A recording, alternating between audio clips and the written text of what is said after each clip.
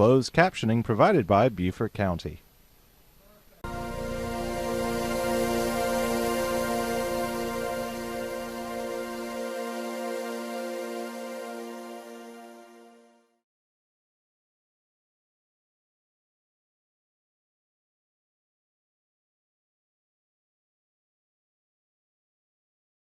Ladies and gentlemen, please stand for the presentation of the colors by the Paris Island Marine Color Guard, followed by the Pledge of Allegiance, our national anthem, and God Bless America, sung by Sergeant Dana Raminsky.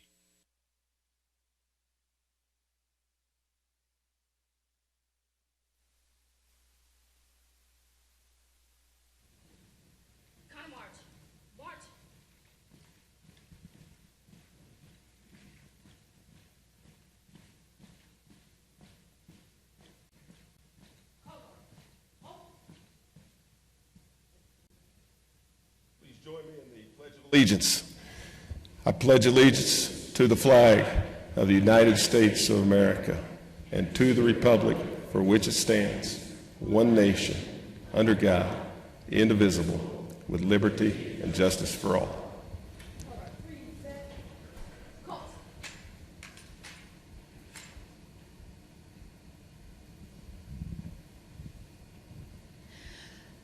Oh, say, can you see by the dawn's early light what so proudly we held at the twilight's last gleaming, whose broad stripes and bright stars through the perilous fight o'er the ramparts we watched were so gallantly streaming,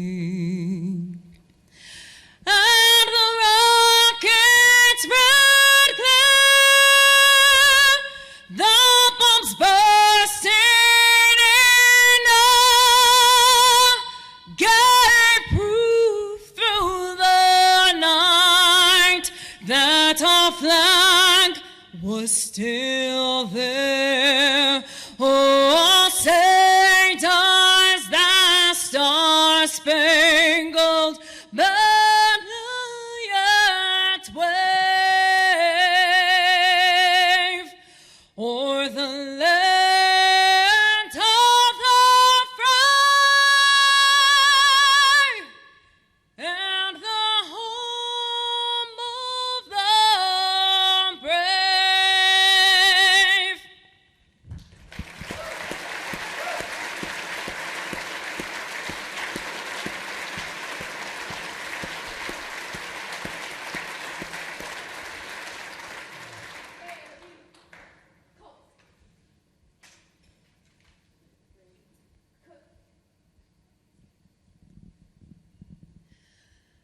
While the storm clouds gather far across the sea, let us pledge allegiance to a land that's free. Let us all be grateful for a land so fair as we raise our voices in this solemn prayer. God bless America, land that I love. Stand beside her and guide her through the night with the light from above, from the mountains to the prairies, to the oceans, wide with foam. God bless America, my home, sweet home. From the mountains to the prairies, to the oceans, what we're from. God bless America, my home sweet home. God bless America, my home sweet home.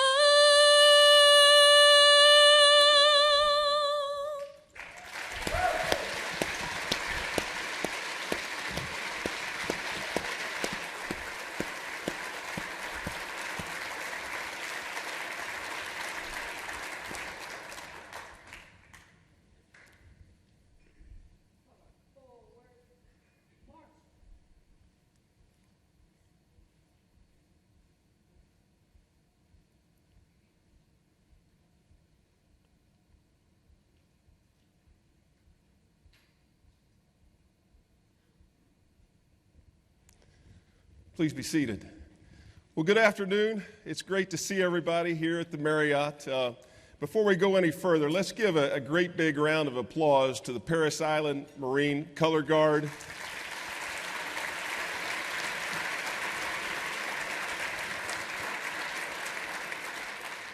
Along with our vocalist, Sergeant Dana Ramitsky. What a voice.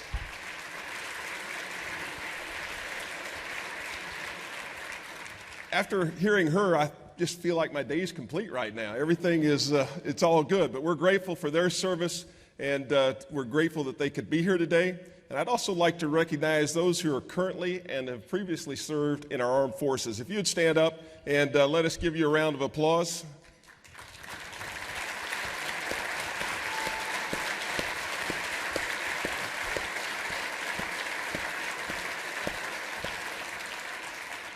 Thank you for your service and continued service. And another individual I'd like to recognize is Rob Bridgers. Rob is the father of Robin Bridgers, who works with us. And he was the pilot of Marine One and for President Bush. And Rob, if you'd stand and be recognized, quite a guy, a lot of stories. Thank you. Well, we're back. You know, it's been 2 years, 2-year hiatus, and it's great to be back for our 24th, I believe it is, 24th, no, it's 26th, our 26th State of the Region. Our first one was back in 1994, and I've seen some people here earlier today that were here for the very first one in 1994 and haven't missed one since. So thank you to those special people. We have a busy day today. We have a lengthy program to get through, but we're going to be certainly, we're going to watch the time and be consistent with our program. And at this time, I'd like to ask Pastor Todd Cullen from Hilton Head Community Church to please come forward for our invocation. Pastor. Thanks, Bill. Good morning, everybody. It is good to be back together in person. And would you join me today in a word of prayer over our lunch and over our time together? Gracious and Heavenly Father, I thank you today and come to you with humility, knowing that you are God. You are holy and righteous and loving and kind. And today I pray that you would help us recognize that you are in control. Father, I pray that you would be with those who are in this room who may be struggling regardless of their situation, circumstance, or season. I pray that you would be a God of kindness to them. Father, I pray after these difficult years that you would heal those who have been hurt by recent years' events, COVID, and many other things. None in this room have been immune to the effects of this pandemic.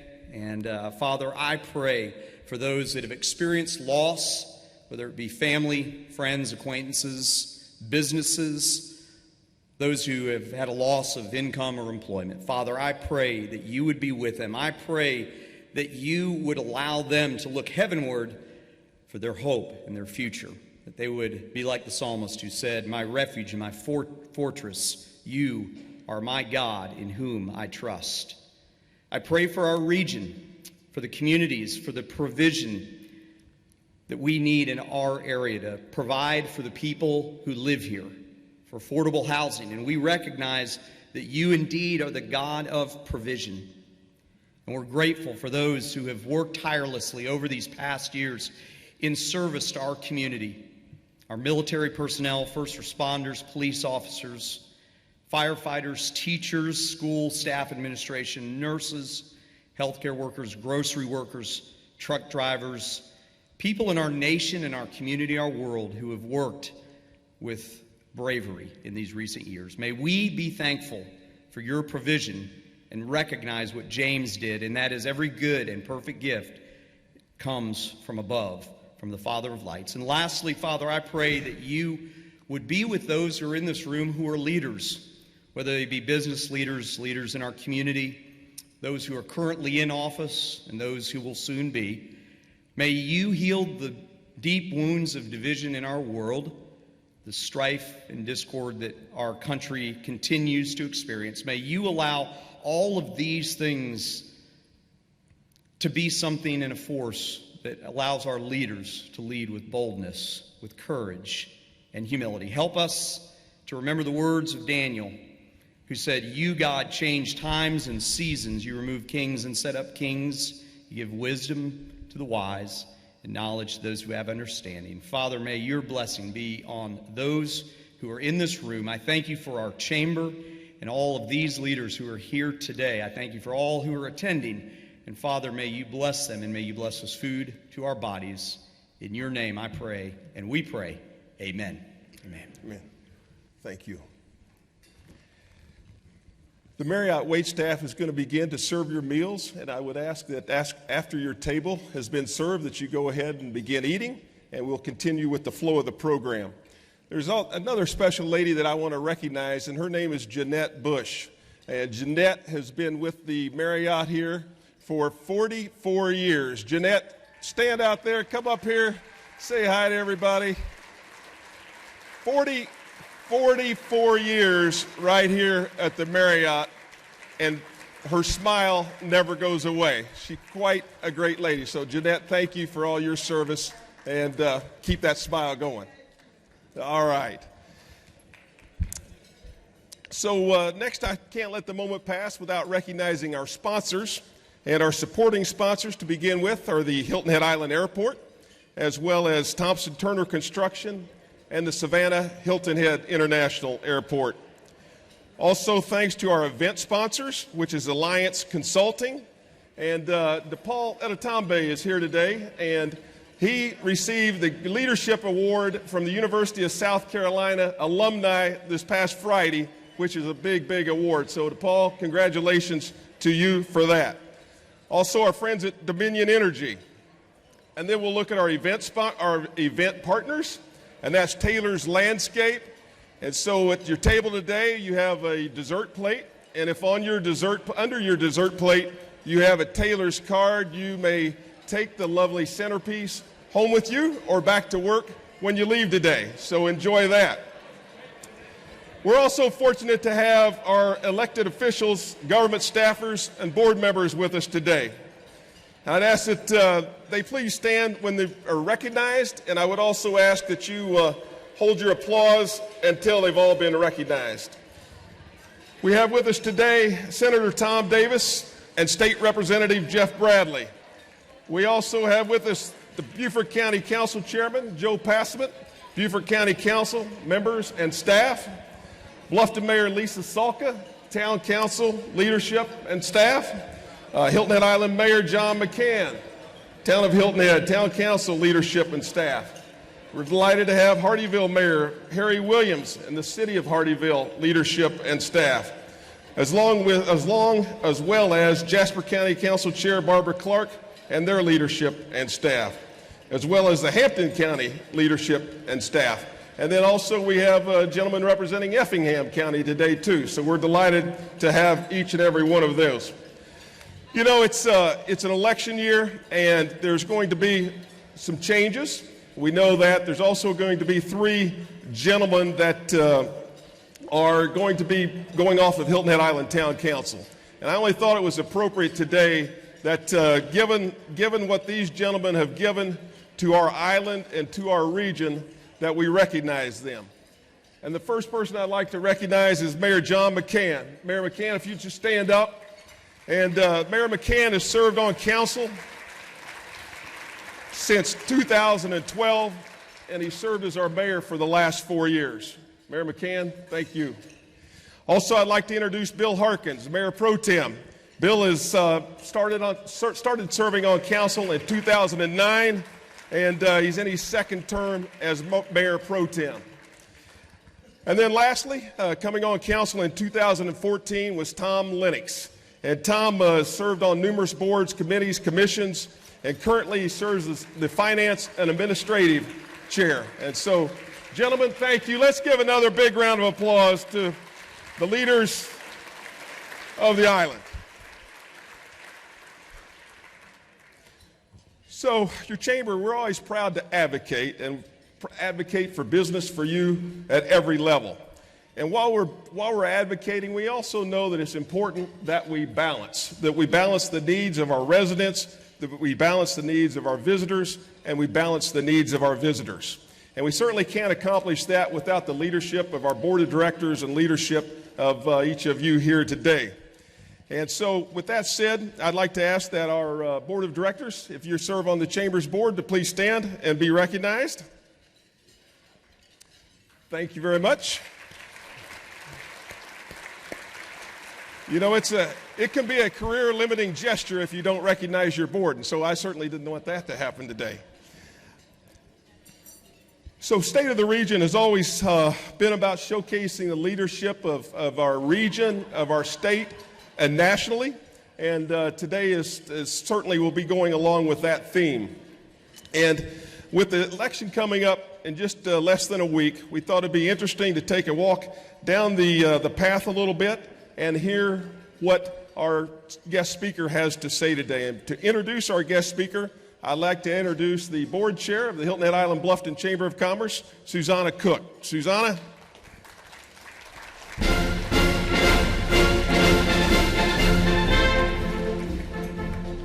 All right, go get it.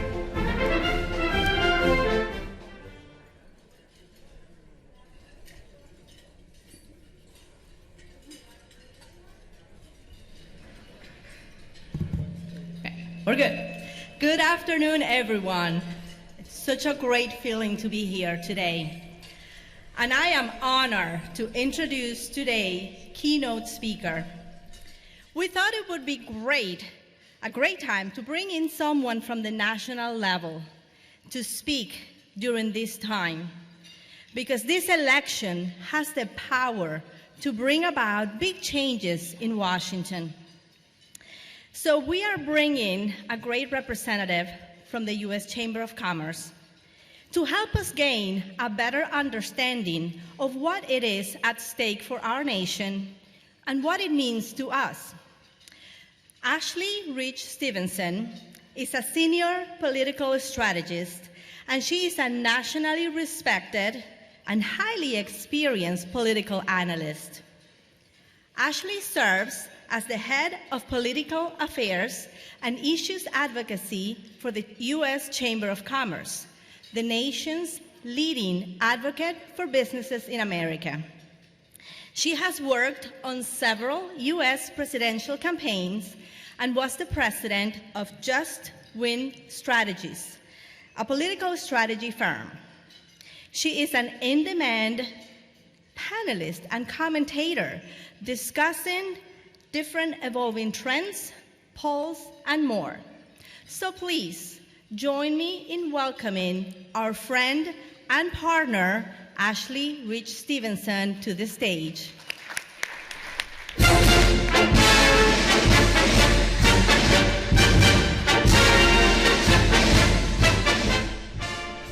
Thank you, Susanna, very much for that kind introduction. And my goodness, thank you so much to our friend and partner, Bill Miles and Debbie Miles and Charlie Clark and everybody with the Hilton Head Island Bluffton Chamber of Commerce. On behalf of the U.S. Chamber, we so greatly appreciate your partnership And I would be remiss to not start off by talking and bragging a little bit, if you'll let me, Bill, about the great work of the Hilton Head Island Bluffton Chamber.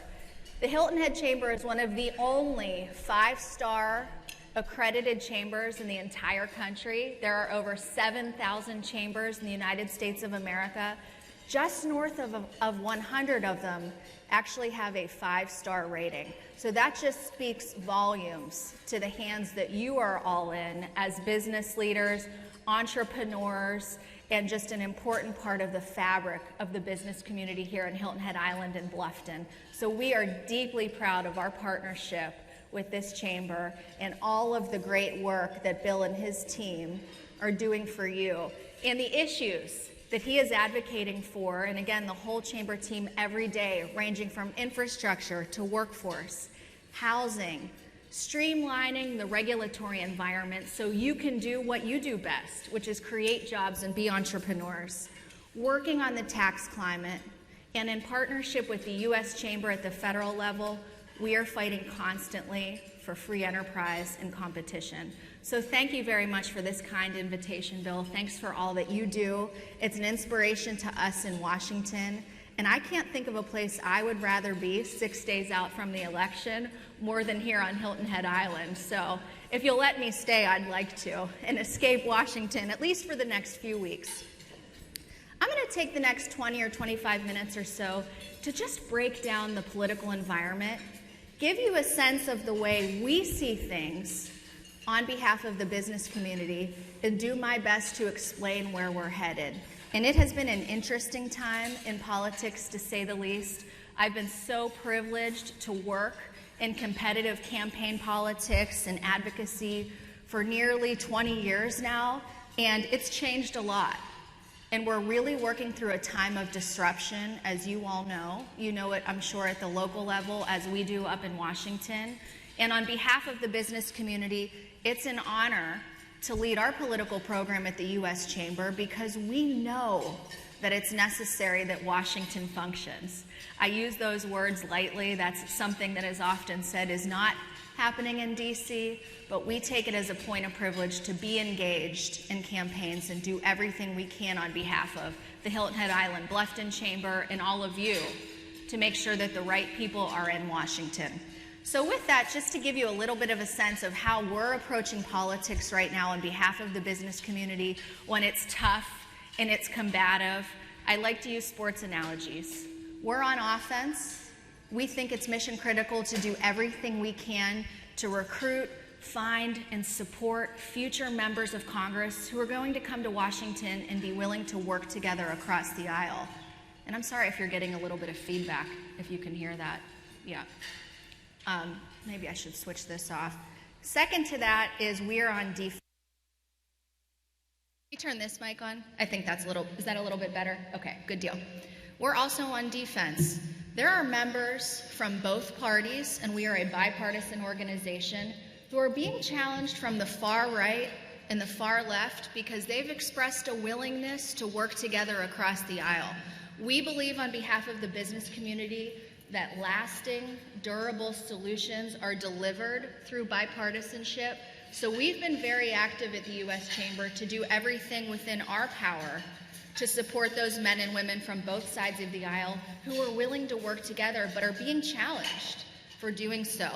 And then lastly, we're mobilizing. We're moving the ball up and down the field all the time, and that's thanks to all of you in this room, the advocacy work that you do with the Hilton Head Island Bluffton Chamber, where you are sometimes thanking your elected officials, and I know we have terrific elected officials in the room.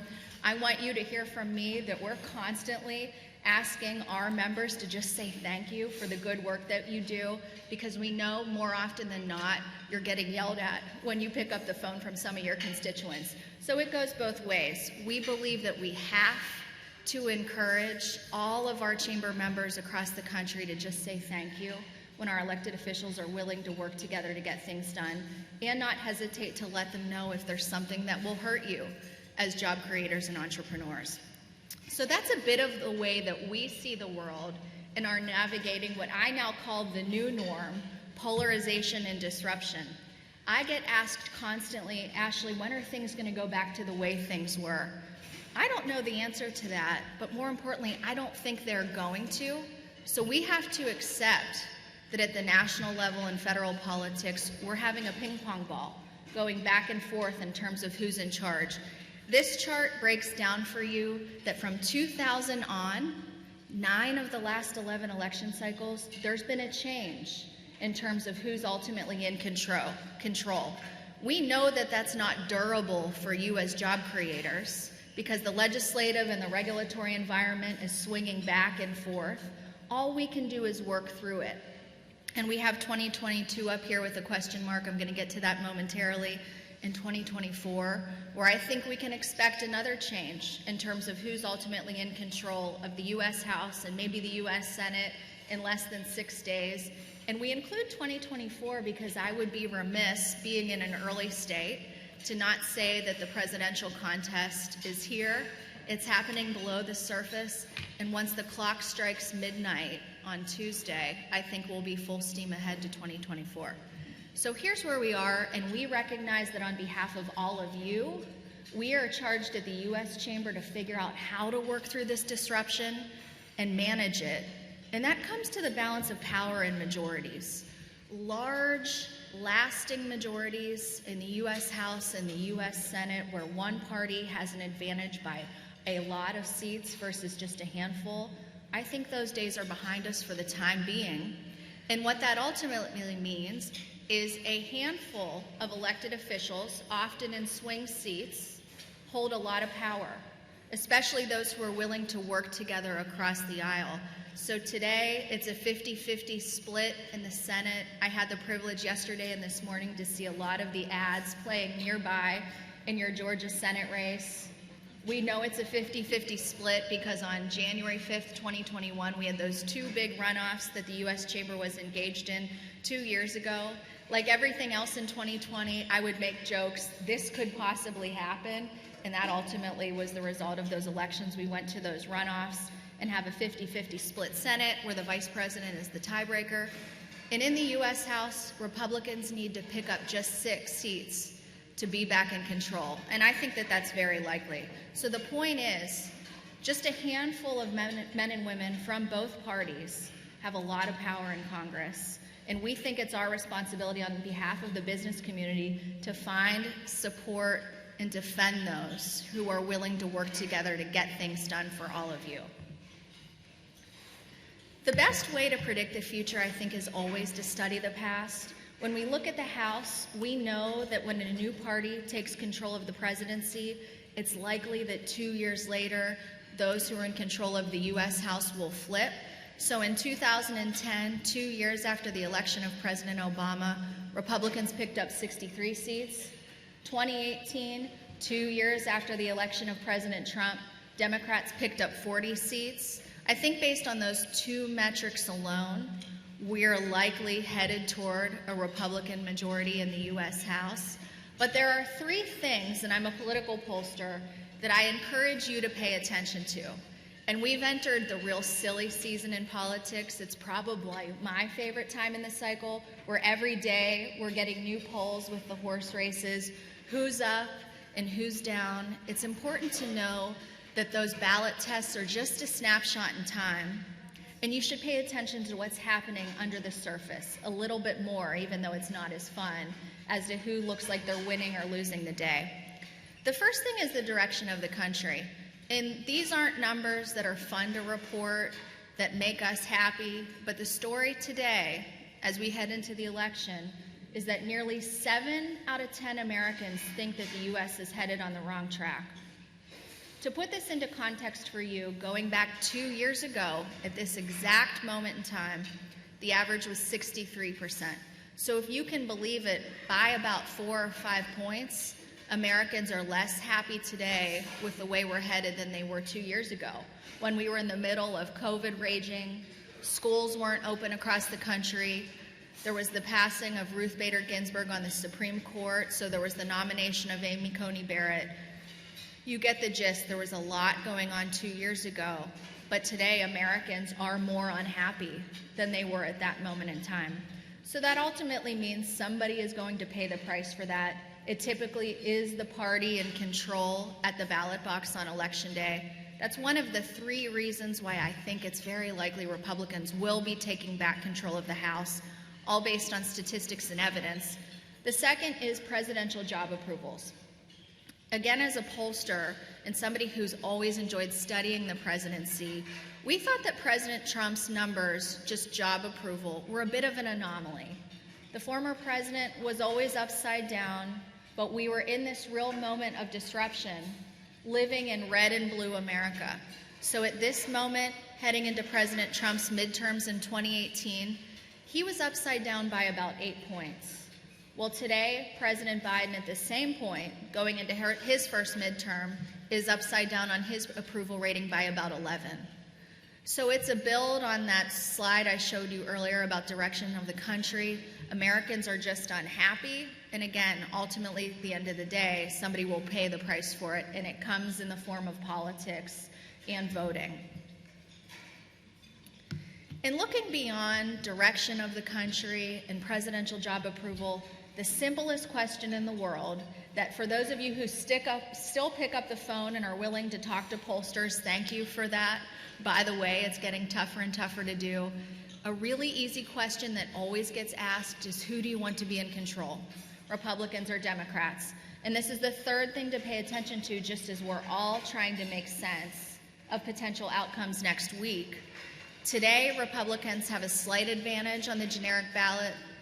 To put this into historical context, 2 years ago at this point, Democrats had an 8-point advantage, but Republicans actually ended up picking seats in the House. So it's for these 3 big reasons that as you hear the words red wave or momentum building for Republicans, we see that evidenced in the data today, and it's not about being favorable toward one party or the other. These are just facts, and I encourage everybody to go to Real Clear Politics to just stay on top of what's happening across the country.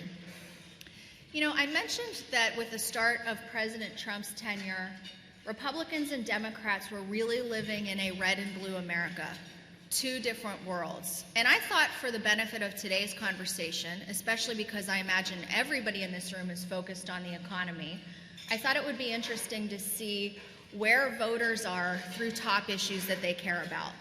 We see today that Republicans and independents often decide the outcome of elections, and they will next Tuesday, are much more closely aligned on their top issue concerns compared to Democrats. Today, Republicans and independents are focused on pocketbook issues, jobs in the economy. As James Carville famously once said, it's the economy, stupid. That's where we are as we head into November. And there's been a lot of conversations about different issues driving the electorate, and I'm going to talk about that a bit more. But I think at the end of the day, voters are going to make a decision based on their pocketbook, and especially independents, who are the traditional swing part of the electorate that ultimately decide the outcome. And it's amazing that just roughly between 6 and 8% of all Americans hold all the power to decide who will ultimately be in charge.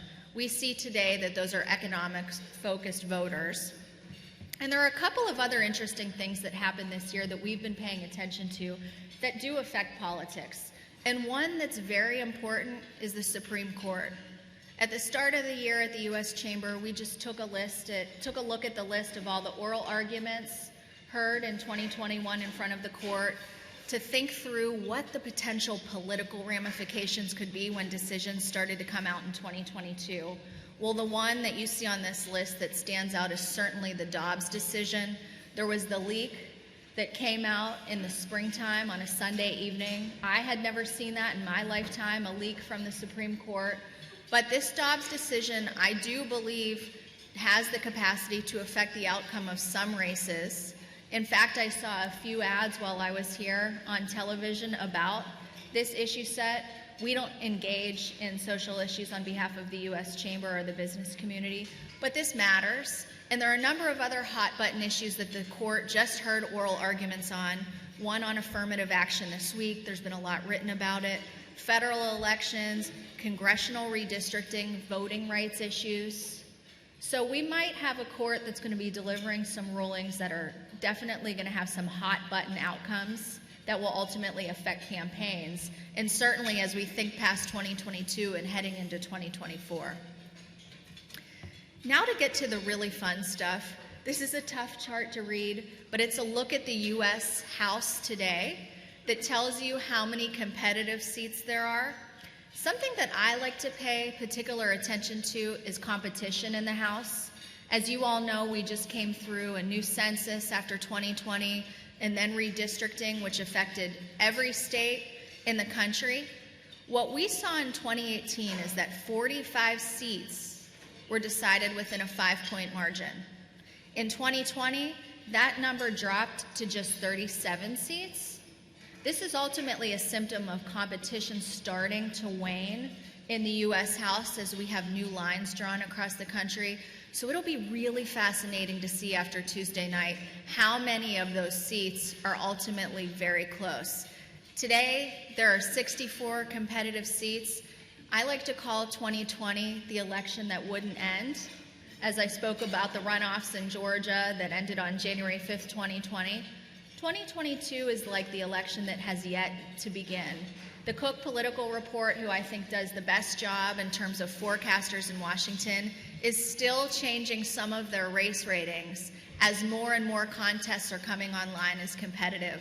So it's hard to believe that 6 days out from the election, I can say with confidence, and maybe it gives me a way out because I'm often asked to guess what's going to happen, I think we're still going to have more competitive seats potentially come into this bucket. When you look at it through just by partisanship, 44 Democratic seats are in play, 20 Republican seats. Remember, Republicans only need to win 6 seats to take back control. So I think that this is just another reason why it's a real likelihood you're going to see a Republican-led majority in the U.S. House in just a few short days. And then to get on to the Senate, and again, I know you're living this because you're seeing a lot of the ads in Georgia. There are 35 contests this election cycle, but it's going to come down, I think, to 5 states. The toss-ups today are Arizona, where incumbent Senator Mark Kelly, who won in 2020, is facing his first re-election. This was a campaign that the forecasters and the pollsters have been saying for months was done. Senator Kelly was going to win. He's raised an incredible amount of money this election cycle, but just this week, this campaign came back into the toss-up column. So Arizona is a fun place to watch politics. I encourage you to pay attention to their results on Tuesday night. It'll be a little bit later when we get some of those West Coast numbers in, but this is a race that could go either way at this point. Second up, right next door, is the contest between Senator Raphael Warnock and Herschel Walker. My goodness, if you like politics, this is a fun one to watch. I've had the pleasure of visiting with the Georgia Chamber a few times this cycle, and I always learn something. So if nobody achieves 50%, this will go to a runoff. I would expect that today. There are other candidates on the ballot that might make it difficult for either of those gentlemen to hit that 50% threshold. But what that means for all of you is likely more ads, which I'm sorry, I'm sure you're sick of. But hey, it's good for the economy. I would look at it that way. So we'll see if we go to a runoff there. My prediction is it does, but you never know with this enthusiasm that definitely is building for Republicans in these closing days of the cycle. Next to that is out in Nevada. I'll tell you the toughest thing in politics, and the elected officials in this room will understand that and hopefully respect it. Beating an incumbent is almost impossible. When you have the power of incumbency, you're better known to your constituents, you can raise more money. And out in Nevada, there's a sitting U.S. Senator, Catherine Cortez Masto, who is being challenged by the former Attorney General Adam Laxalt. This has been a toss-up race all cycle. So like Arizona, you'll get results late, but pay close attention there. And then I'm going to close on the toss-up races with my favorite one that I've been following very closely.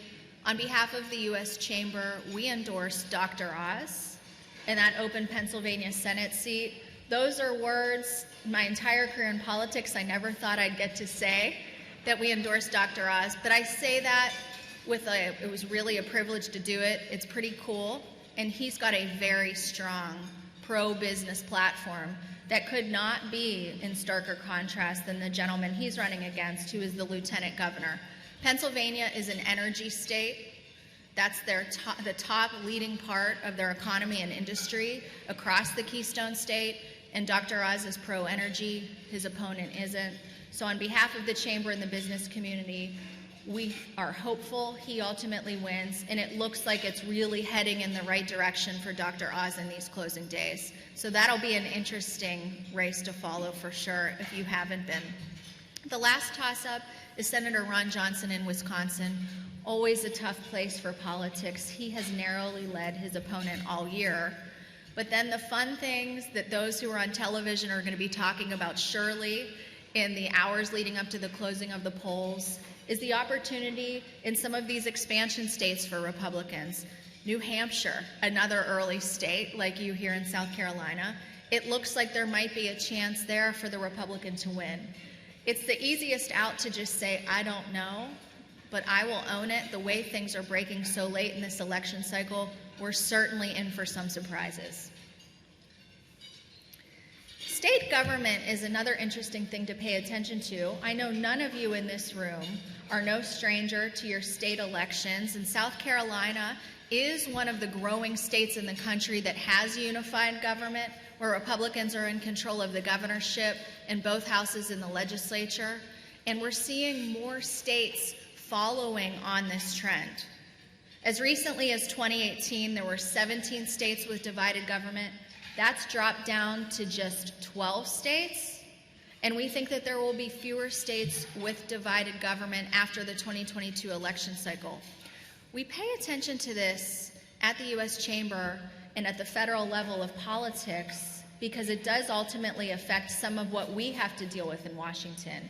Out across the country, as you see state legislatures introducing and passing new bills, this is often sort of a breeding ground for some of the future federal legislation, some of which we may like or some of which we may be opposed to, strongly opposed to.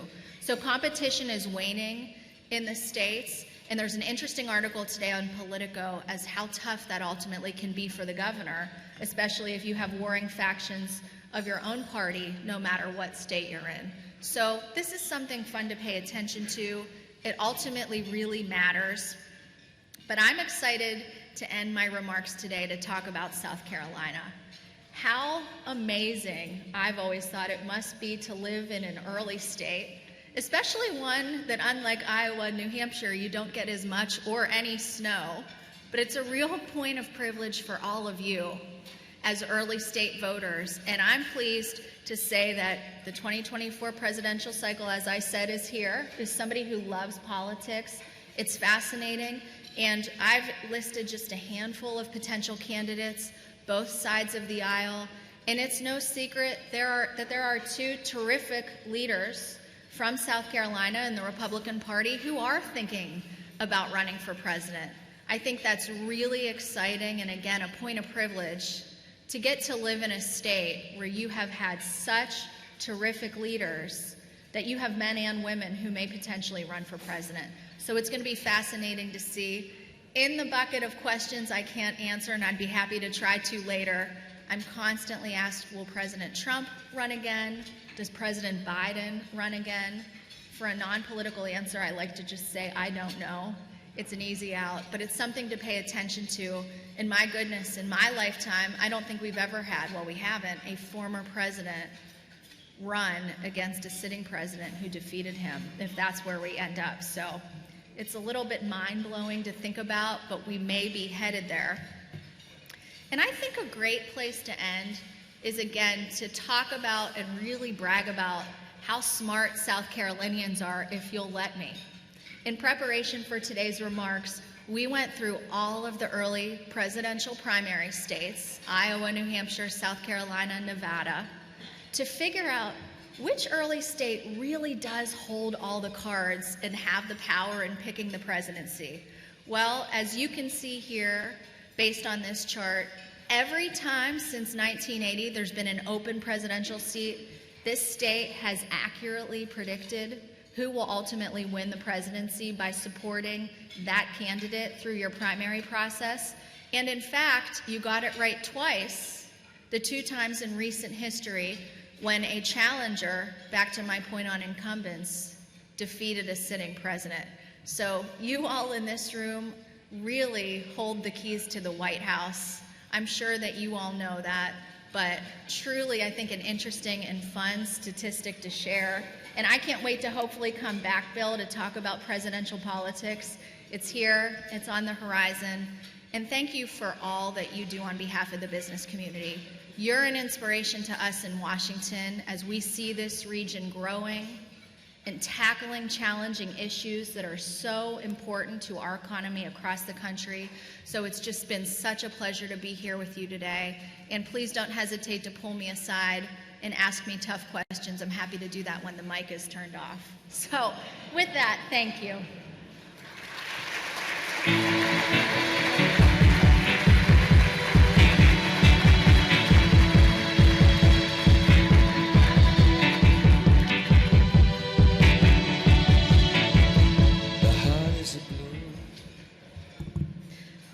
Wow, that was incredible, wasn't it? Let's just give Ashley another big round of applause.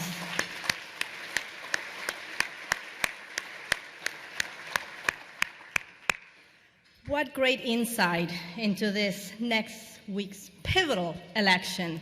And I have to say, as you probably majority know, I'm a foreigner. I'm not from this country. I chose to become an American.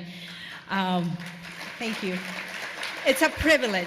It's a blessing to be an American, to be here, to see this process go through, and to see it go through in a transparent way. There are other places in the world that doesn't happen, so it really should, all of you as Americans, give you a great sense of being proud of who you are as an American. I know I am. I chose to be it, so congratulations, because it's a great country to be a part of.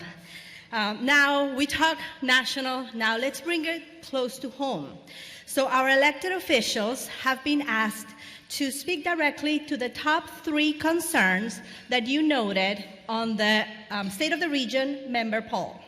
So within the next few minutes, we're going to be hearing from our local mayors. We're going to be hearing from the Bluffton, Hilton Head Island, and Hardeeville mayors, and also from Beaufort County Council Chairman Joe Passiment. So to get us started in the local level, please join me in welcoming to the stage Bluffton Mayor Lisa Solka.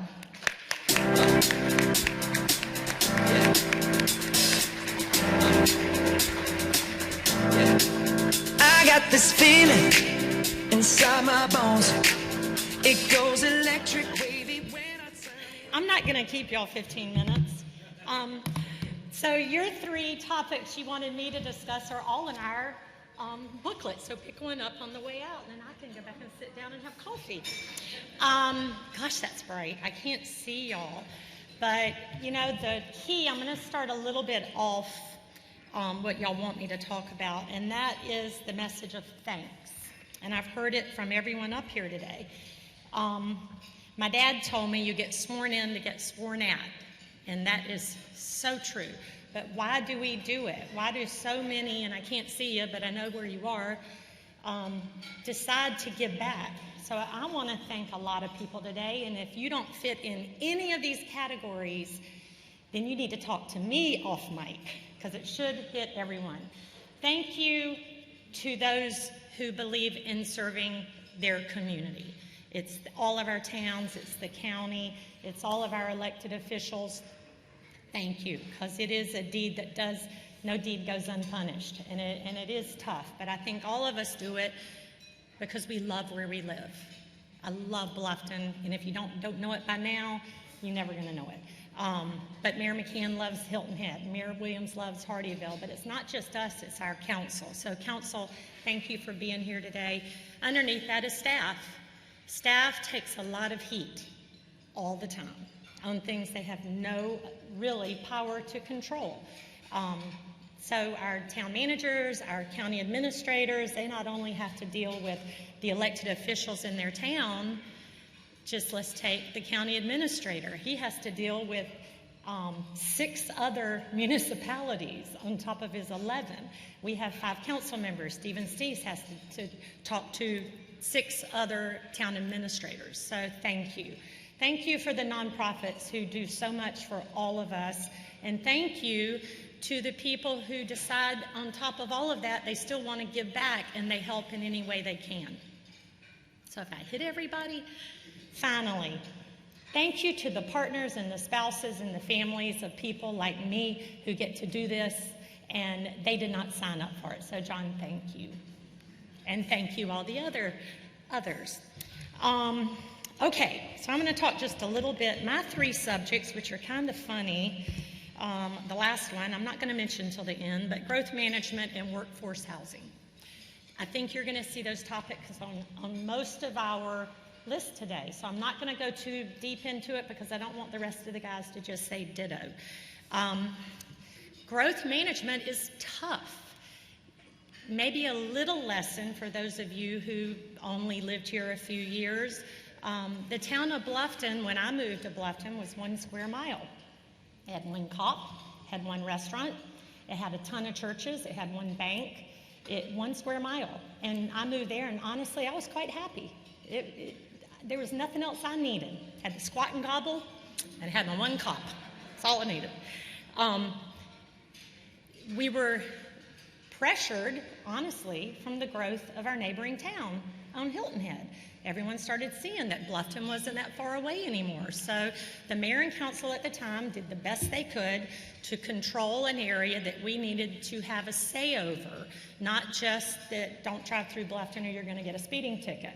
You know, the only place you can go is the squat and gobble. We wanted to grow responsibly. So speed forward, we are 92% under development agreements, and those are legally binding documents that could bankrupt a town if we ever went against them. But do we try? Yes, I can promise you we do our best to control what's being done within those development agreements. So that's where we are, and that's what Bluffton has to deal with. It's far different than Hilton Head, it's far different than Beaufort County or Bluffton Township, and it's a little different from Hardeeville.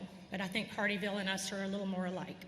So the good news is we are 2/3 of the way through this madness that was started in 1998 of development agreements. So we're about 75% built out residentially. That's amazing news. 15 years I was standing here in front of y'all horrified over what's going to be. So we're starting to see the growth on the residential side come out. So we're managing it. We're managing the commercial. But what y'all can do and what can get you more educated is look at the areas where we have really tried to hone in to give information out. We've done it in many ways. If you're electronically, if you're technology kind of equipped, we have a permit finder, and that's all on our website, so super easy to find. We have a permit finder that you can go in if you're driving around in town and you see something going on, as long as it's in the town limits. You go on this permit finder, you click it, and you can see every home, every commercial structure, every permit that's been pulled in the town currently, and where they are, and what's going on, and where they are in their process of getting inspections. I challenged Mayor Williams today at Sun City for them to do it. So I'm going to challenge the county to do it as well, because we go in and out. I think it's an absolute fabulous use of money to be transparent to your public. The other thing, we have a huge multi-million budget on capital improvement projects. Bluffton does a lot of things good, but we do several things really, really good. We do parks great. Can I get an amen? Thank you. Started out with our past town manager, Mark Orlando, and we're continuing it with Stephen Stees. We do a great job on parks. We do a great job controlling and restoring our historic structures. And that's all about the bigger picture of what is Bluffton. Bluffton wants to continue to have a sense of place, and it wants to continue to have that community, small town feel, even though you know we're all growing. So we have a website for that, where you can go on and you can see where the money's put, where it's coming from, and where the status is of our projects. So those are 2 things I want to leave y'all today to go back if you have any curiosity on it. How many of y'all are from Bluffton? Raise your hand, be proud. Come on. Good. Thank you. So, we did something, so I told you about the internet. We also did something that's old-fashioned. It's called a newsletter. It was, thank you Debbie and Tia at our public information, it was mailed to every resident in our town, all 28,000 residents that live in the town of Bluffton. And we felt that it's a great piece to let people pick up and read, put down, pick up and read, to really educate you on what we're doing. So we have some of these today. If you want to get one, we can get it online or email it to you. But it talks about so much that's going on in the town, and I think it's a really, really good piece. We also have an annual report, and it's here for you. And this talks about all the subjects you're interested in. Now I've got to speed up. I'm going to use my 15 minutes. Affordable housing, so exciting. Thank you, Hilton Head. I saw you, Alex Brown, interviewed yesterday. What a great first step, and Mayor McCann, what a great first step toward helping the housing needs on Hilton Head. Thank you, Eric Greenway, for pushing forward with our SoLoco about doing a regional housing trust fund, a tool in the toolbox that's going to help us. But Bluffton is still moving forward on its own affordable housing. We're working on a partnership now to start another phase, beginning with 12. Hopefully we'll break ground in the next year or so. But what is more exciting is the number of homes we have helped with a program we created called Neighborhood Assistance. Neighborhood Assistance keeps a lot of people in their house and keeps them from answering the door to a developer that wants to buy their property and replace one house with 20 houses. And we've spent last year about $130,000 on 30 plus houses. We just passed our budget. We've already helped 19 homes since July, and we have already blown through our budget. So we are going to come back to council to ask for more money. That's keeping people in their houses because they have a leaky roof or they have structural trouble. Okay, 5 minutes, good. So that's amazing. And let me tell you what is an offshoot of that. We have private entities that I'm part of right now that are setting up foundations, a foundation for sure with Community Foundation, that will accept donations from the private industry to help complement any town funding that the town may not be able to fund. So it really is steamrolling. There's a domino effect on this, and again, I urge anyone to get help, to help and to pay it forward, to help with these homeowners. This is our story, this is our culture, this is our history. So I'm excited about it. I'm excited to hear more from the other officials. It's the first time that since I've been mayor that 8 different governmental entities agreed on something. And we all guessed. So more to come on affordable housing. I'm just excited. It's on the tongues of everyone. Okay, guys, I want a truth. Who raised their hand that wants to talk about parking? I want to know. Come on. Somebody put it on a survey because it's on my list to talk about. So I'm going to throw Mark.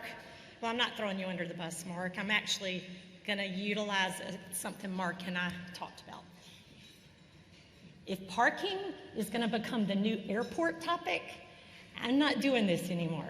We talked about the airport for 15 years, and I don't see airport listed anywhere today. So now it's parking. Who has trouble finding a parking spot in Bluffton? Okay, well, Mark, we used to have a parking problem. Nobody wanted to park in Bluffton. I'll let that sink in. Now everybody wants to come to Bluffton and they want to park right in front of the spot, right in front of where they want to go. I've never had a problem finding parking. But let me just tell you what the town has done. On top of what the businesses that have developed in Bluffton, all over, all 54 square miles, they have parking requirements. We enhanced our parking for restaurants. to an enormous, I think it was 8 per 1,000 square feet. Now granted, back in the day we had to get some business in here and our parking requirements were low, but we've increased that.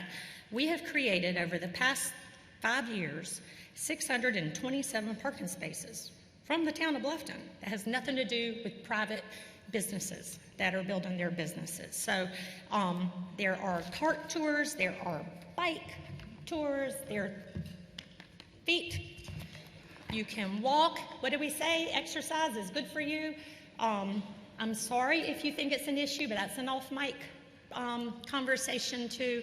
But we're very proud of the parking we've put together and made it very friendly and easy and safe to walk to all of our lovely businesses. So I am 2 minutes quick because I want you to hear everyone, but I do want to thank you from the bottom of my heart. I do want to end it with a story a gentleman told me today at Sun City, and you were talking about the lady working here for 44 years. She's part of a tribe, a lot of people. They need thanks. This man came up to me and he said, I ate at Frankie Bones the other night, and this server came up to me and I said, thank you for showing up for work in this crazy world. And she started crying because nobody had ever told her thank you. So it makes a difference to be nice and to say thank you and to pay it forward. And if we all did it, what a better place this would be. So thank you.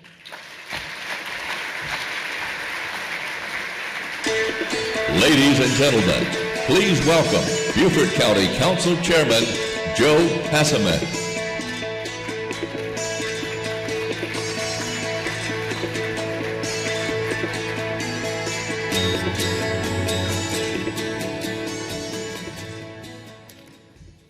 So there were questions that were sent to me, and when I got them, I had a little bit of a problem answering them.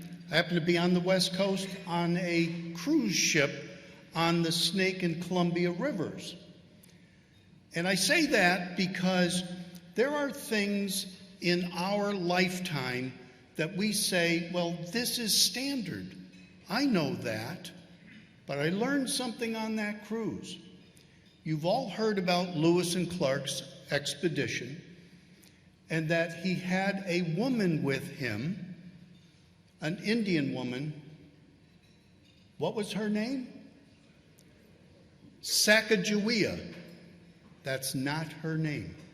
After all these years, by going on this tour, learning about Lewis and Clark, we now know her name was Sacagawea. That's the correct pronunciation.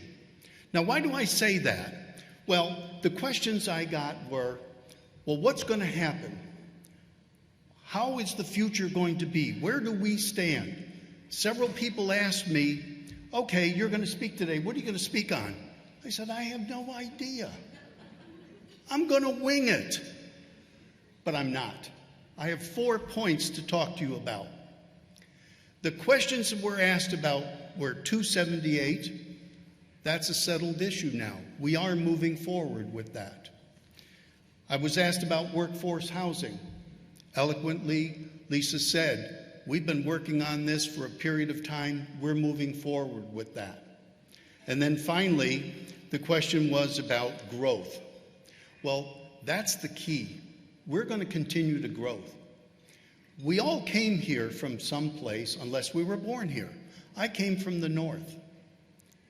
I lived in New York State, grew up in central New York, went to school in Buffalo, graduated from college there, didn't have brains enough to leave, stayed there for 13 years in snow country, including the blizzard of '77.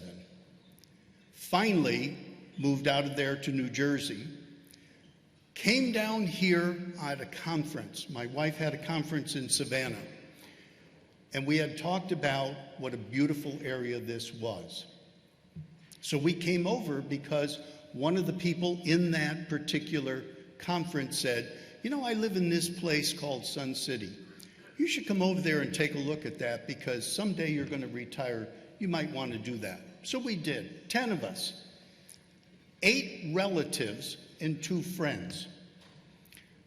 They can't find me because I'm at the sales desk buying the house that day, because I knew this was the place to be.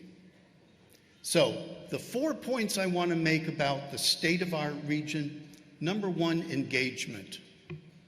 We need to engage everybody in our municipalities, everybody in our communities, everybody in our surrounding counties, because we're in this together.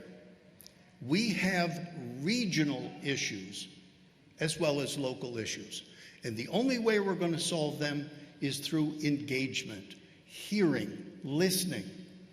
Second, once we engage people, we need to bring those ideas forward, okay? But an idea has to have a solution. It's not just the monkey from my back to yours. We need to have people bring ideas forward along with solutions. Once we do that, we need to follow through. And that's probably the hardest thing to do. It's great to have ideas. It's great to put them on paper. We have a lot of things on paper. We have wonderful plans that we have done. They're hundreds of pages long that nobody reads because we're in the instantaneous gratification. I need that information now. So we have to follow through. And finally, once we are putting these plans together and ideas, we need to reassess and reconfigure. And that way, we are then going to have the kind of county we need. Now, engaging on issues. Here's one for you. If you haven't voted yet, please do. There are referendum questions on the ballot, and I stand before you to educate, not advocate. One of those questions is our Green Space Initiative. Beaufort County has been the leader in South Carolina for preserving property. We did that under rural and critical lands, and we have a chance to do it under green space, which is slightly different. In rural and critical lands, we went out for a bond issue. Here, we're going to go out for a 1-penny sales tax. That's the difference. It is for a specified period of time, 2 years. It is for a specified amount of money, $100 million. Why is that? Because we're the vanguard. We're going to set the tone and tenor for the entire state of South Carolina, based upon what we do and how we do it. And that's the state of our region now. We're being looked at differently by the state. We're looking back, being looked at as the leaders in issues. So when you go into the ballot box, read it carefully, understand it's actually 2 parts. One is yes, do you want the green space tax, yes or no? And the second one, which is less important, but the idea is there, that we could bond for the entire amount of money, should we so desire. Doesn't mean we're going to, it just is, could you bond for that? So, that's what I want to leave you with today, this idea of where is our region? Well, we're growing. As Lisa said, the way things are in her community, they're growing. Do we have lots of land left to develop? Yes, we do. Do we have lots of land left to preserve? Yes, we do. Can we all do this together? Yes, we can. We have to have that mindset. We need to engage each other in civil dialogue. I get emails, I get phone calls, and I turn to my wife several times during the day with phone calls because the person will say, "Are you the idiot that I need to talk to?" And I'll say, "Hang on for a second, honey, am I an idiot today?" And then I have the dialogue with the individual. So Thank you so much for allowing me to speak to you for a couple minutes. Ladies and gentlemen, please welcome Hardeeville Mayor Harry Williams.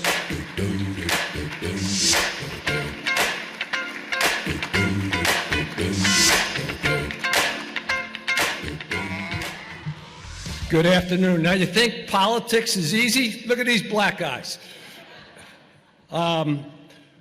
Good afternoon, and thank you really for including the city of Hardeeville and Jasper County in this regional conversation. It is truly an honor.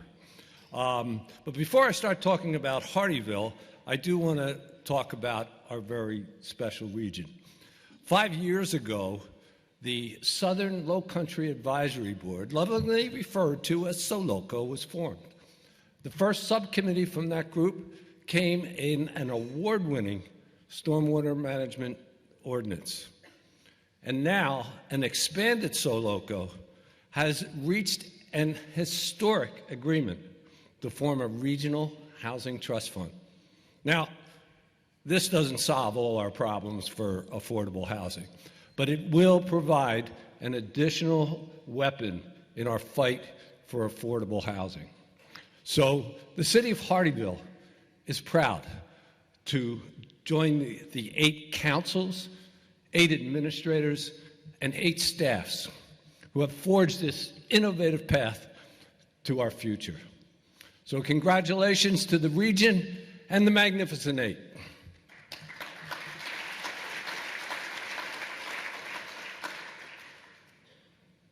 I don't know how to operate this.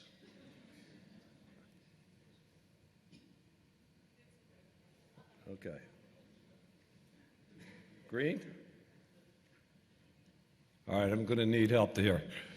At any rate, the first thing I was supposed to talk about is growth.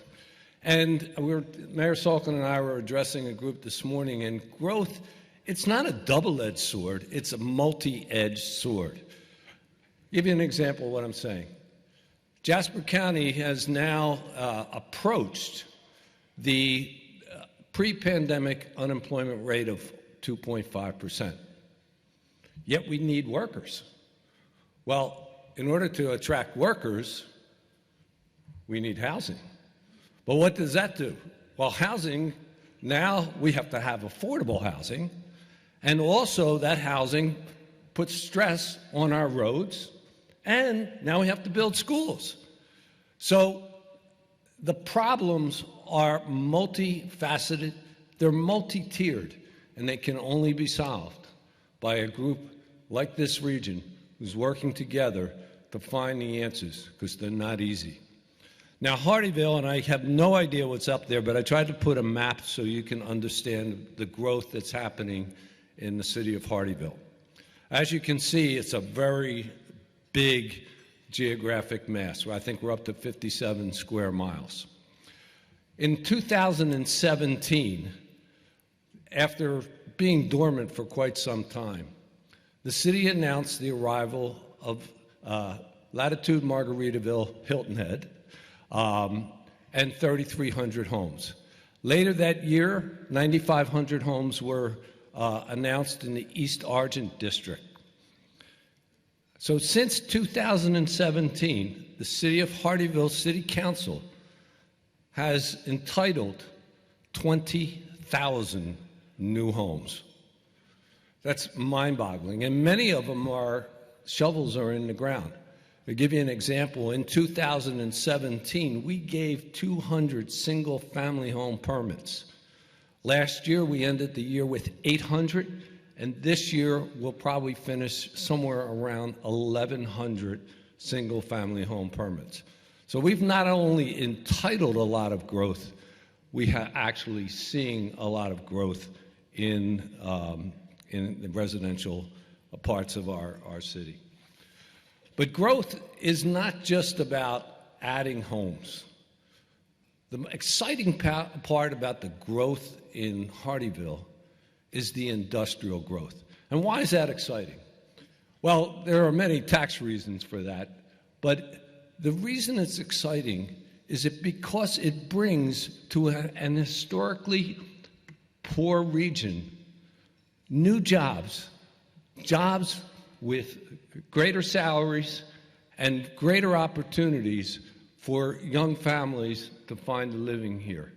So in the southern part of our city, we have already 1.2 million square feet that have risen up in the Riverport district. We have also entitled, the City Council has entitled, and progress will be made on this, of another 15 million square feet of industrial space. And a lot of this is warehousing that supports the Georgia Port Authority, which is one of the fastest, or the fastest growing port in the United States. So there's a lot of opportunity down there because we're so close to the port to bring in new jobs and new industries in that area. And as we all know, the recent announcement of Hyundai in Georgia puts Hardeeville in a very unique position, and southern Jasper County, in a position to recruit supporting industries to that manufacturing facility. So the one part of our growth that's probably a little slow, and we'd like to see it accelerate a little bit, is the commercial growth. We have had some commerce come in, some hotels at Exit 8, but we still have a lot of opportunity there. As these houses start to go up, because everybody looks at rooftops, the commerce will eventually follow. The next topic that I was asked to talk about are traffic concerns. And this is, again, that multi-edged sword. All this growth, all this new industry creates concerns about traffic. And particularly as it approaches Beaufort County and the city of Hardeeville and Jasper County, we're looking at that corridor of 170, 278 to Argent Boulevard. That's becoming a tremendously busy triangle there. A couple of years ago, the LATS committee, of which Mayor Solka is the chair, approved a $80 million fix to the 4.5 miles from 462 to 278. There's also needs along 278 in that intersection. And of course, Argent Boulevard is getting really crazy if it's not already there. But what we did do, the city had a traffic study done a year ago, summer, and as a result of that, we're going to see eventually traffic lights at Shortcut Road, the new Sun City entrance to their new section, and also at 278 and Argent Boulevard. Also in those corridors will be additional turning lanes to make that road safer. And my police chief promised me that we will be patrolling that a lot more severely. So there's a lot of things going on in that corridor that we're trying to make that area safer and make the traffic flow. That's going to happen because in there, between East Argent, what was approved at Sun City that's almost done, and some other developments, there's going to be somewhere in the neighborhood of, I think of that 20,000, 12,000 are approved in that area. What will help that will be a loop road that will go from 170 at Oldfield, and eventually there will be a light at that intersection, and that will go through to Argent Boulevard. That's about a 4-mile stretch. It's about halfway done. There's developments in progress, and that should be, based on the development of the build-out of that area, should be done by 2026. Okay, got to get to the last part. Everybody wants to know about I-95.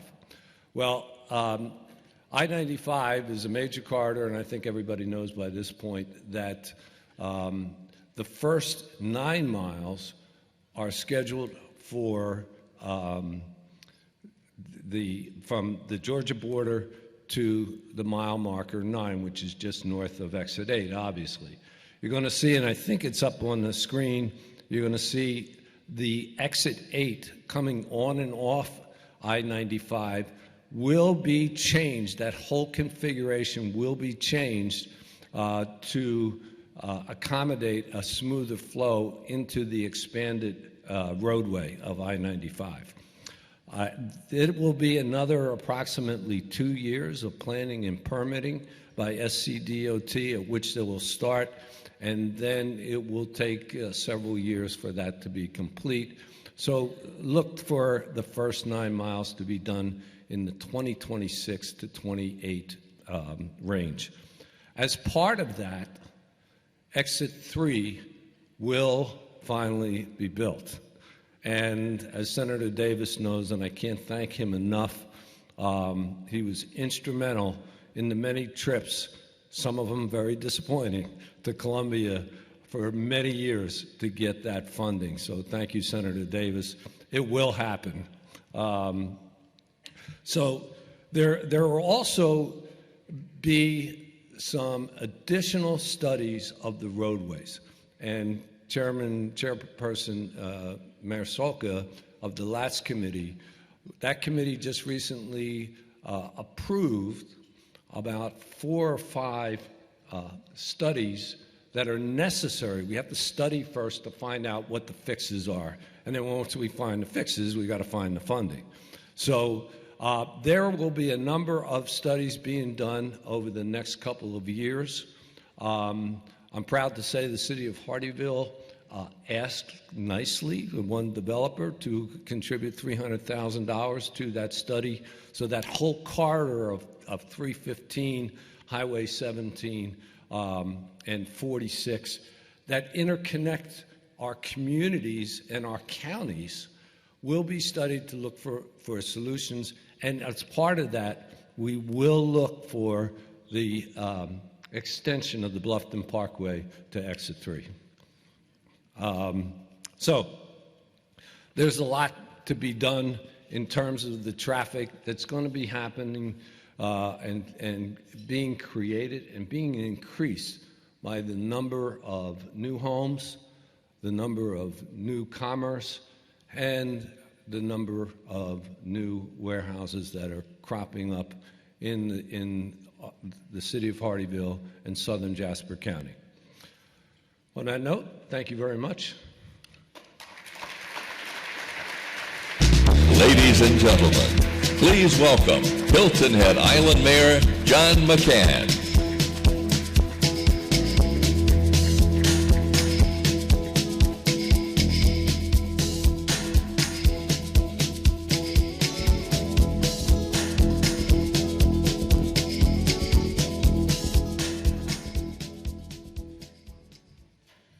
Wow.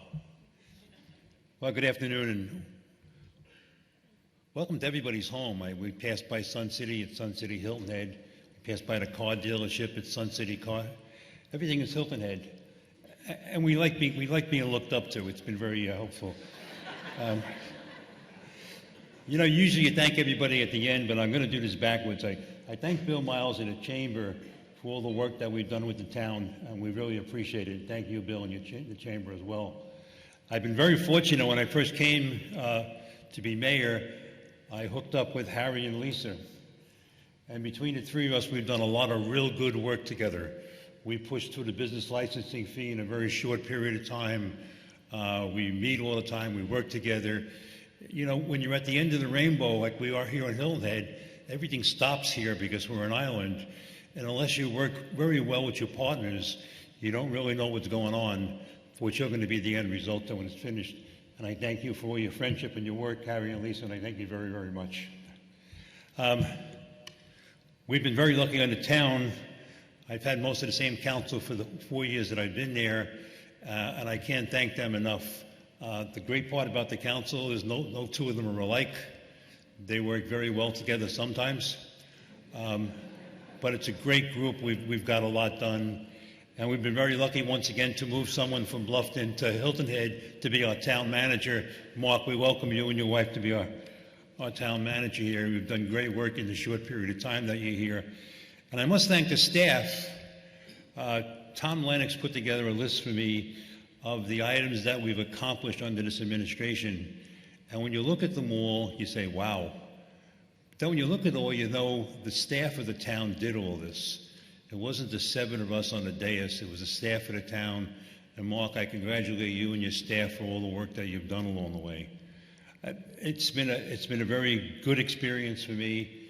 Made a lot of good friends along the way. And it's interesting because Lisa's our princess, because Harry comes from New Jersey and I come from New York. So we've got along very well along the way. Harry and me speak a different language than most people in the room here. So I got my translator with me along the way. And most of this I've already done and talked about. We've been asked to talk about 3 things, which I will. The William Hilton Parkway. The William Hilton Parkway was long overdue. I mean, Mark Orlando and myself and Steve Riley, when he was here, we sat out in people's front yards and talked to them about the problems they were having with traffic, with not knowing what's going to happen to them in the future, and a whole host of really serious concerns. We met with a lot of people. We've worked with the county. Joe's been good to work with. Senator Davis has been a blessing to us in this year. His wisdom and advice has come a long way with us. So it's underway. I see progress being made. The town signed off on a lot of initiatives last night, both for housing, for the county, for transportation. Everything is in motion to go, and I thank the county for its work and working with us on this here. What we have to remember, though, on the corridor and the bridge, is that you move traffic faster. That means more traffic could come to Hilton Head. And people in Hilton Head are always counting numbers. They count how many workers we have coming here a day, how many tourists we have coming here a day. I believe we have 40,000 more people than we don't know about because they all come from Harry's area. The marketing literature for houses in Hardyville says they have their own beach. It's initialed HH to cross the bridge. For those of you that live in the Northeast, I came from the Northeast, the important part of Saturday and Sunday is to get your towel on the beach so you got your spot. So when these 40,000 people or houses that Harry has here coming over want to go to the beach on Saturday and Sunday, you got to get your towel there early to do it. And I don't know where we're going to put them all at the end. So it is an issue. The road's going to work out. It's going to be great. The bridge is going to be great. And now we're moving on to how, I'm the only one who stayed to the agenda, by the way, just because I'm the big brother, okay? I stayed to the items they asked me to talk about, so we'll go there. We talk about housing.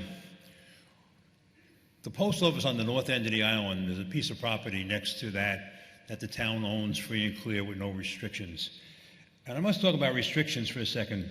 We're the biggest landowner on the island, the town of Hilton Head. 90% of it is non-usable. Not that it's bad land, but it was bought with restrictions that it would be bought for green space and it wouldn't be this or that developed on it along the way. So we're doing that, and next to the post office, we've gone out for requests for proposals from people to build a tract there that will house probably about 140,000, excuse me, big numbers, big dreams, 140 housing there. That would be our firemen, our retail workers, or nurses, or doctors. And we're doing it as a partnership where the town will lease or provide the land to a builder that wants to build there, and we'll work out what should go there, what has to go there. It's the first step on a housing plan. It's an important step on a housing plan. We've also agreed to put $1 million away a year towards housing so that when we're ready to go, the money is all there.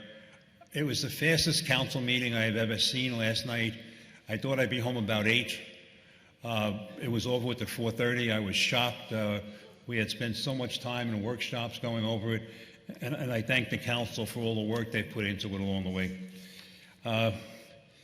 Housing initiative is big. The park. Everybody wants to know, what are we doing with 105 acres in a park? Well, the park used to be a golf course, but before it was a golf course, it was Mother Nature.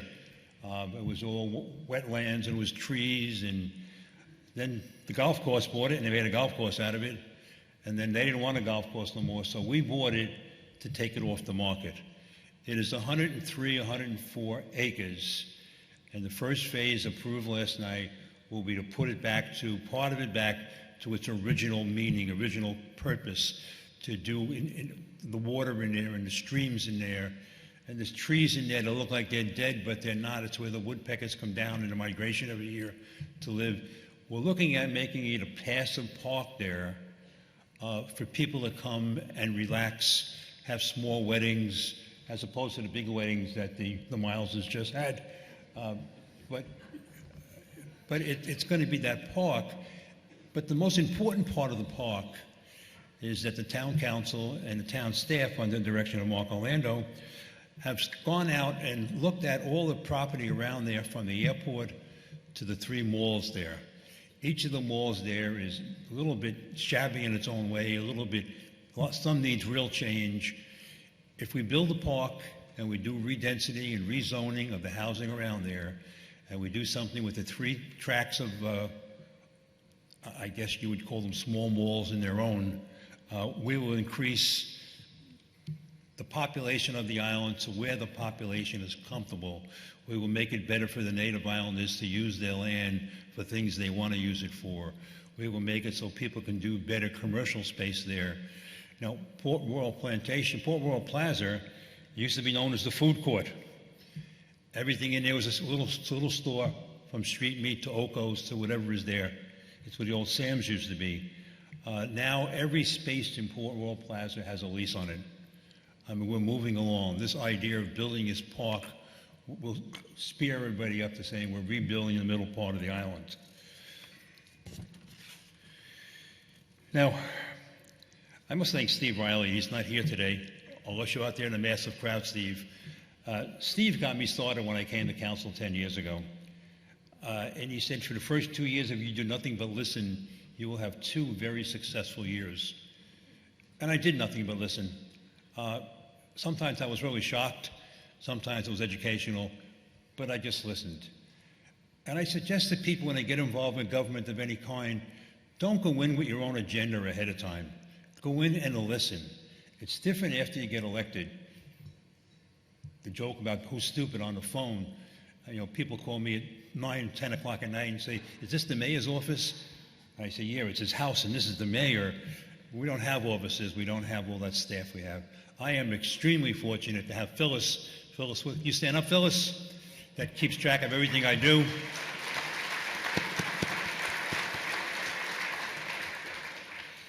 But unless the 3 of us work together, Hardyville, Bluffton, Hilton Head, along with the chamber, along with the people in this room that have businesses or work in businesses, to grow this area together, we were up for doom. When you live in Cape May, New Jersey, and you become old, you become quaint. When you live in Hilton Head and you become old, the housing, the buildings. We have to do something with our older buildings, our older commercial space, and by all means, we have to work together, and that's very, very important. And I thank you all very much, and God bless you. It might seem crazy what I'm about to say. Sunshine, she's here, you can take a break. I'm a hot air balloon. All right, how about that? I tell you what, I have missed State of the Region for the last 2 years. What an encouraging, inspiring messages our mayors, our chairman of county council delivered. I'm excited, I'm motivated, and I hope you are as well. Ashley, thank you for making the trip to Hilton Head Island, and we look forward to welcoming you back sometime very, very soon. A couple closing comments. I want to thank our team at the Chamber.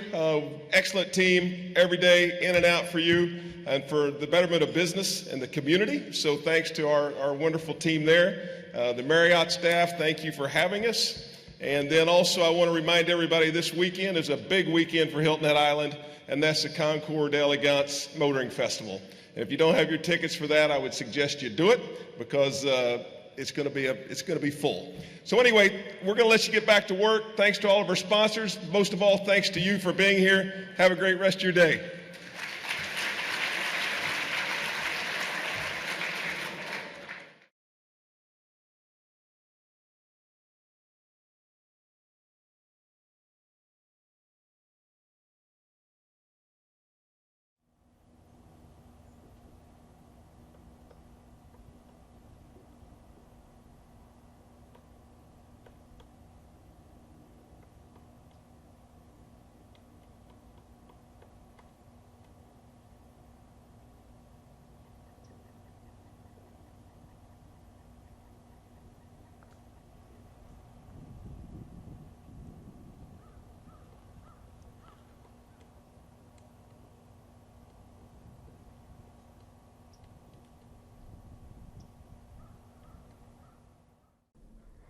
Preventing the spread of germs and bacteria while preparing your food is as easy as 1, 2, 3. 1. Wash your hands with soap and water to prevent bacteria from spreading and contaminating your food. 2. Properly prepare, cook, and store food to keep bacteria from growing. 3. Keep all utensils, places, and surfaces that are used to prepare food clean and or sanitized to remove and kill harmful bacteria. So remember, preventing the spread of germs and bacteria while preparing food is as easy as that. 1, 2, 3.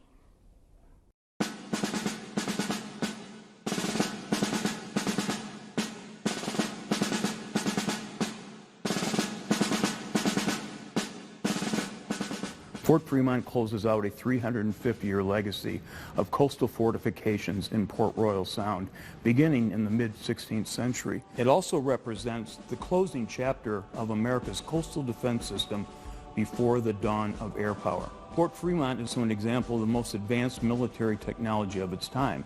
It would parallel the B-17, an aircraft carrier of World War II, the F-35 of today. Fort Fremont was an important part of the Beaufort culture, very similar to Parris Island and the Marine Corps Air Base today. In 1525, the Spaniards named this sound and this harbor Santa Elena. They called the navigational point La Punta de Santa Elena, the point of Santa Elena. And what the Spanish explorers discovered is that Port Royal Sound is a unique piece of geography. It's the deepest natural harbor south of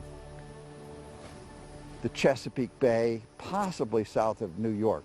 The channel into Port Royal Sound, this I find a remarkable geological fact. The channel has not changed for 500 years. There's no inlet on the southern coast that hasn't shifted entirely in 500 years, except Port Royal Sound. There's something geologically different, or one might say magical, about Port Royal Sound. So Spanish sailors, being the best in the world in their time, found this place very early, knew that for the Spanish explorations of the American Southeast, this would be the entrada, the entrance. And so they built a city across the river, across the sound from where we are on Parris Island. It became the first capital of Florida. And they explored the backcountry from this location for more than a century with the object of building a highway from this magnificent harbor to Mexico City. So the Sound was known to the Spaniards. It was known to the French, who actually got here first and created the first Protestant colony in the New World on Parris Island over my shoulder. And that colony was a failure. The Spaniards replaced them. It was part of Spanish Florida when the English arrived 150 years later. And this became, as a consequence, a battleground in the 18th century between Spanish interests in Florida and St. Augustine and the English colony in Carolina and in Charleston. And back and forth these wars went, many of them naval wars, many of them employing, as all the sailors knew by then, the magic of Port Royal Sound. When the Civil War came, Confederates defended the harbor, but it was basically indefensible against large naval forces. So the U.S. Navy made it their principal target during the beginning of the Civil War and sent the largest flotilla of ships assembled by the United States Navy in the 19th century into Port Royal Sound on November 7th, 1861. In a 4-hour cannonade, which would have been deafening from where we're sitting, was heard for miles from Savannah nearly to Charleston. It was called the Day of the Big Gun Shoot. During the Civil War, this harbor that we're looking at was filled with ships. There would be hundreds of ships in this harbor. There was a 1,000-foot dock with a railroad on top off of Hilton Head. The military installation was mammoth. There were 13,000 U.S. soldiers on Hilton Head, which we're looking at. The largest population on Hilton Head until 1974.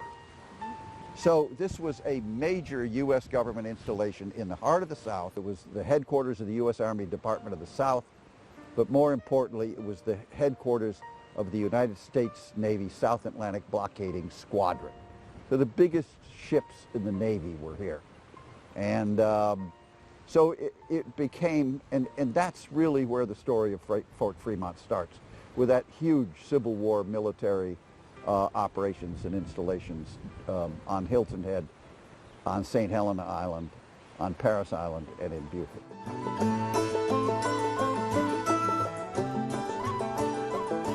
After the Civil War, we're going to see a massive change in technology that's going to revolutionize the military. During the Civil War, we had ironclad ships, we had rifled cannons, but they were all made out of iron, and they were not terribly effective. But its technology is going to change after the Civil War. We're going to see steel produced, and steel is much harder. So now we have a new material to make armor out of for ships. So we can have these armored ships made with steel that are much more resistant to shot. Because I have steel, I can make stronger barrels for my guns. I can rifle and machine these much better, and the rifling is the spirals that are cut in the barrel that allows it to shoot further with more accuracy. And we can also now have breech loading guns that can lock from behind, so I can load my gun from behind. I don't have to go have the old black powder muzzle loading cannon that I had before. Now I can fire much more rapidly. If I compare the gun of 1890 to the guns of 1860, for the same caliber, the same diameter gun, the 1890 gun will be able to fire a projectile that's 4 times heavier, can shoot it 3 times further, can put it in with greater precision, and can put it through much more armor than anything we had in 1860. It's a world difference. A military historian, E.R. Lewis, would say that the change between the Civil War and 1890 in artillery technology was the greatest that would be seen since the invention of artillery in the 14th century to the introduction of the nuclear projectile in the 1950s. So there's been a huge change in gun technology. At the same time, it's not just the steel, but also the powder that fires these guns is different. We have new chemical makeup, and so like cordite is invented now, and it's still a widely used military explosive even today. Smokeless powder is invented during this period of time. And it's not just chemical composition, but it's the details of how you make the grain, how fast they burn. So much like the skill of firing a solid rocket, solid fuel rocket, it's that same kind of technology that's been developed in these gunpowder and this new powder. So our weapons of this day are much, much greater. They would be the great killing machines of World War I. Most of the casualties on the battlefields of World War I would come from artillery. So the world has seen a huge change in artillery, and that's tied into changes in ships. We now have steel armored ships. They're all steam powered. They are now equipped with these fine long-range guns, and they now become the dominant threat of the late 19th, early 20th century. This is the threat. The French and English would bombard cities like Cairo and reduce them to rubble because they were unable to defend them. So this is how the world was seeing the threat from this new technology. Big battleships are the threat of the era, and new guns and fortifications on the ground are what you have to defend against them.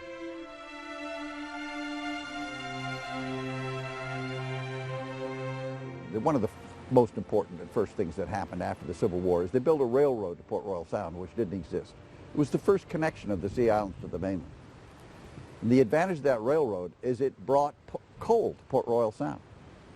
So when the coal was delivered, the Navy followed. In 1872, Robert Smalls was in the South Carolina legislature, and he pushed through a resolution to the Secretary of War calling for them to put a Navy station on Parris Island. And eventually he would go on to Congress, where he would continue his support for a Navy station here in the Beaufort-Port Royal area. They eventually opened a Navy station here and a coaling station. They created in the 1890s on Parris Island the largest dry dock in the United States. This is the period when the U.S. Navy was switching from sail to steam. All the navies of the world needed a coaling station. This was the principal coaling station, because of the railroad, for the Caribbean and South American U.S. fleets. This would be the biggest dry dock south of Norfolk. In fact, it is the only dry dock south of Norfolk, Virginia, that's capable of taking these new modern battleships and these new modern armored cruisers. So this becomes, at this point, a strategic Navy base in that it provides coal, and it provides top-line support to the ships, and they can repair the hulls of even the biggest ships in the U.S. Navy. Following the Civil War, national strategy and emphasis in the United States shifted to recovery from war, and all of our coastal fortifications went into neglect. The military was busy taming the West, and coastal defenses became something that was no longer important. In the rest of the world, technology is moving forward, and they're developing these battleships, they're developing new high-quality artillery, and this is going on worldwide. And in 1885, President Grover Cleveland appointed the Endicott Board. This was headed by Secretary of War Endicott, William Endicott, and the board would meet and issue a report in 1886, and they said the conditions of our coastal defenses were just unbearable. They cannot be allowed to stay like that. And they made recommendations for fortification and improvements. They identified 29 places that needed fortifications, and 11 of which were critical. In that list of 29, Savannah and Charleston are on the list, but Beaufort is not on the list. It'll take international events to bring Beaufort into the play of modern fort technology.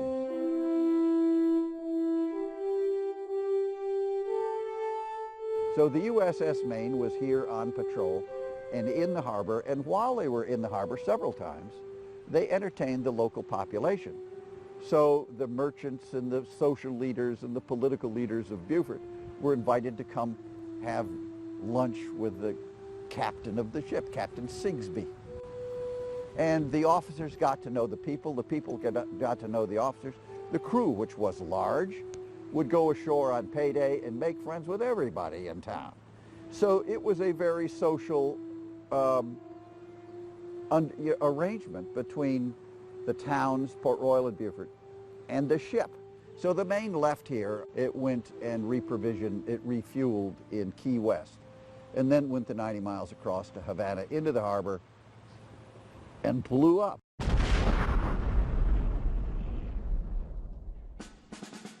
This inflamed the already hot passions both in Cuba and here in the United States. At that point, somebody in the War Department realized that we had this big dry dock, the only dry dock in the South that could take on and repair these big capital ships that were in our Navy. We were going to start operations against a power in the Caribbean, and this fort was totally undefended. And that's what put Fort Fremont on the map. We had to have a fort here to defend the coaling station and especially this big dry dock, as well as this fine harbor that's here. And of course, that event, which killed 300 or more sailors on the ship, was very much followed by the local news media and very much lamented by the many friends that the crew had made here. The destruction of the USS Maine was a personal matter to Beaufort and to Port Royal Sound. And of course, it was the Spanish-American War and the attempt to defend this harbor again, which led to the creation of Fort Fremont. The United States declared war on Spain in April 1898. And by early May, we had temporary batteries in place here, submarine mines were in place, and in the summer they would actually place the mines across the Beaufort River behind me. The temporary batteries were a temporary expedient. They were located to my left about 1,000 yards. They immediately began construction of what would become Fort Fremont. The large batteries would house the large guns. Battery 4 Nance, the rapid-fire guns, the smaller battery, was completed by June of 1898. In 1898, everybody in town went to war. They had a naval militia unit, South Carolina Naval Militia Unit, and they were absorbed by the Navy. Many of them ran tugboats from here to New York to Key West, which was the principal support base, Tampa and Key West, for the U.S. Army operations in Cuba. Peace was declared by the end of 1898, and the remainder of Fort Fremont would not be finished until early 1899, and the first soldiers would arrive from the regular Army at that point in March 1899. Well, Fort Fremont was named for Major General John Fremont. He was actually a local boy, so to speak. He was born and grew up in Savannah, Georgia, just south of us, and went to college in the College of Charleston up just north of us in Charleston. He served in the Army and primarily initially as a explorer, as Army forts were generally named for Army officers, and he was connected locally. This is more than likely why the fort was named for him. The fort was constructed on a site directly across the river from the Parris Island Naval Station. And the site selected was 170 acres, which included the two artillery batteries. Fort Fremont, of course, had Battery Fornes and Battery Jessup. But then adjacent to the battery site was an administrative quadrangle, a very typical military-type administrative square. We are sitting in the number 3 gun position of a 3-gun battery, Battery Jessup, which had 3 10-inch disappearing carriage, large caliber guns, breech-loading guns. Their purpose was to engage the warships that might be entering the harbor and Port Royal Sound. We're here now at the 2nd battery that was part of Fort Fremont. This is Battery Fornance, was named for Army officer that was actually killed during the Spanish-American War during the Battle of San Juan Hill. Battery Fornance mounted 2 British-made 4.72-inch Armstrong quick-fire guns. They were called quick-fire because they were loaded with a complete cartridge, and in time of action they could fire 4 to 6 rounds per minute. The purpose of Battery Fornance was to defend the minefield, which was the other component of the Endicott Coast Artillery or Coast Defense System. A minefield with controlled mines, controlled meaning that they were connected electrically to shore and could be fired on command from shore. That control station would have been probably shared with the plotting room. And in order to protect the minefield, obviously an enemy would want to interfere with that, might send vessels, small ships in here at night to try to interfere, and this battery would take those vessels under fire if there was suspected that they were doing something to interfere with the mines, such as pulling up the cables and cutting those. The Endicott era fort was a formidable technology. It represented state-of-the-art technology, defense technology of its time against the state-of-the-art threat, which would be the battleship. The life for the soldiers at Fort Fremont was disciplined and regimented. They even had meal times were specified lengths of time, 15 minutes for lunch, 15 minutes at breakfast, 20 minutes at supper. They had to practice their skills. They were training and doing maintenance constantly.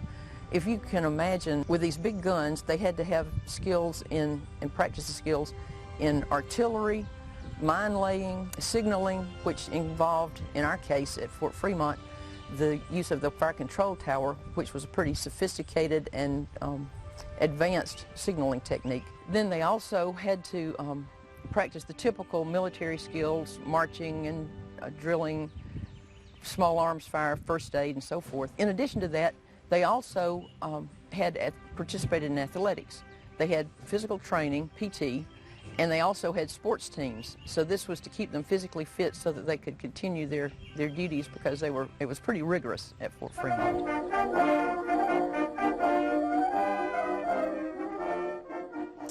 When eventually the decision was made to move the dry dock and the coaling station and the Navy station up to Charleston, then this fort no longer became significant. There was nothing left here that was to be protected. And at that point, 1911, the last troops were transferred out and the fort was closed. In 1901, the mayor of Charleston and the United States Senator Pitchfork Ben Tillman from South Carolina wanted this to move from Beaufort County to Charleston County because there are more votes in Charleston County, and the mayor wanted the U.S. Corps of Engineers and the Navy to dredge the harbor in Charleston because battleships in those days required 26 feet of water.